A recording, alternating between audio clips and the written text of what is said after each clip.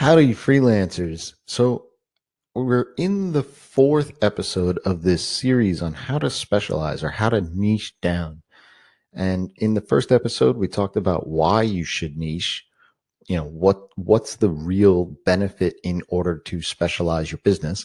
And then we went into how do we choose that niche. We laid out a piece of paper into quadrants and started working out what our specialty is.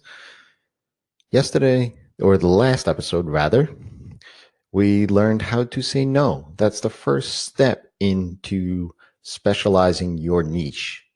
And today we're going to talk about how do you vet the niche to see if it has value and if there is a market for it. So this is going to be tough for a lot of people, and it was for me. The best way to research and start vetting out this specialty is to talk with people. Yep, it's not the most ideal for a lot of us introverts, but to be able to vet your niche, you really do need to start from the ground up. You can't do these scaling, automation, cold outreach kind of things. It's just not going to work very well for you.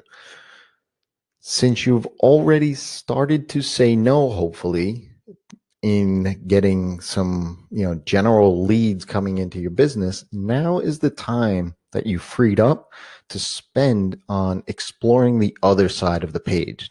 So today we're going to talk about more specifically the top left quadrant, right? This is where we looked at the clients and projects that we loved working on and we want to do more of.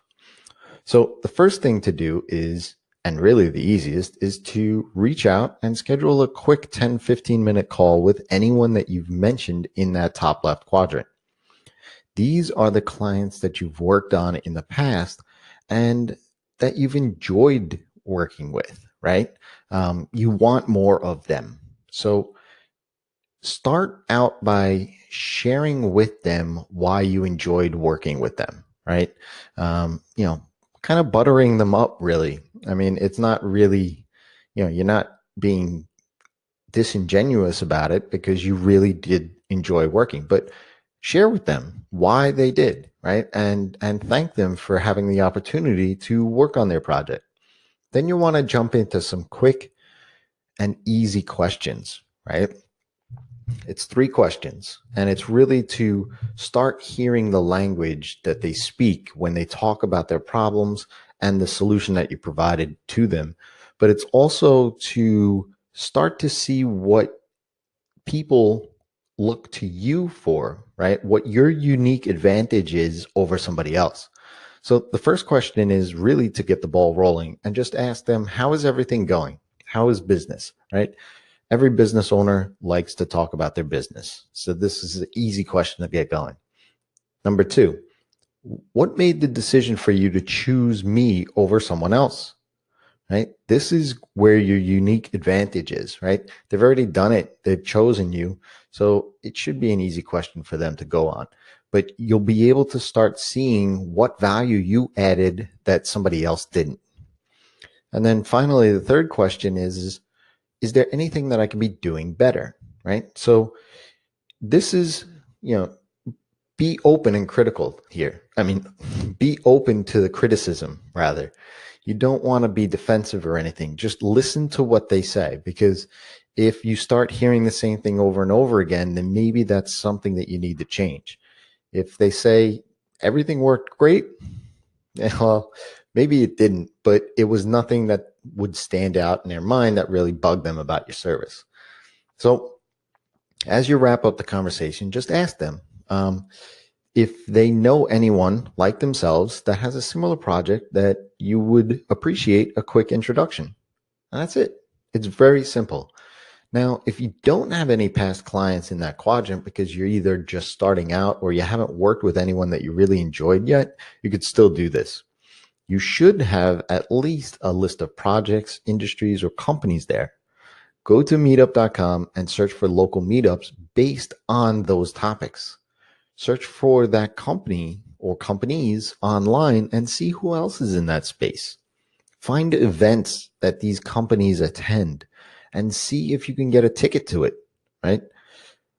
Take those 3 questions above and start up some conversations to make it less overwhelming, because I get it. As an introvert, talking and being social is not our thing. But go to the event and have 3 conversations at a minimum where you get these answers. Keep in mind that since you haven't worked with these folks, you'll have to reposition these questions. So instead of, what made the decision for you to choose me, you'd ask something like, what would be the most important thing you would look for in someone to solve your problem? And instead of what can I do better, you'd ask, what, if any, issues did you have with the person or company that you worked with in the past?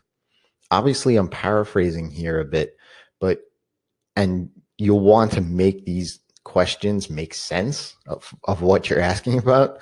But these are actually the exact questions that I used for myself. I went back in my notebook and I found them, and it worked for me, right? I get it. This isn't easy.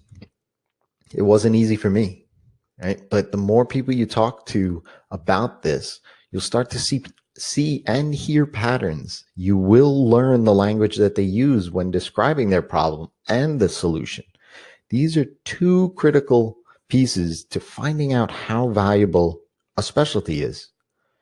These conversations will also lead into you getting work over time, because you are talking about that one thing and starting to lay the groundwork for being the expert in your specialty. So when you are reaching out to people, or when they are having conversations about your one thing, you're going to be front of mind. In the next episode, let's continue to vet this niche a bit more and start testing the waters of getting some new clients coming to your door.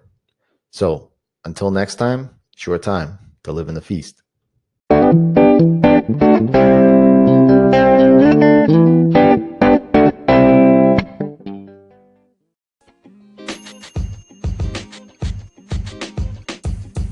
The podcast you just heard was recorded with Anchor. If you want to make your own, download the Android or iOS app completely free from anchor.fm/podcast. That's anchor.fm/podcast.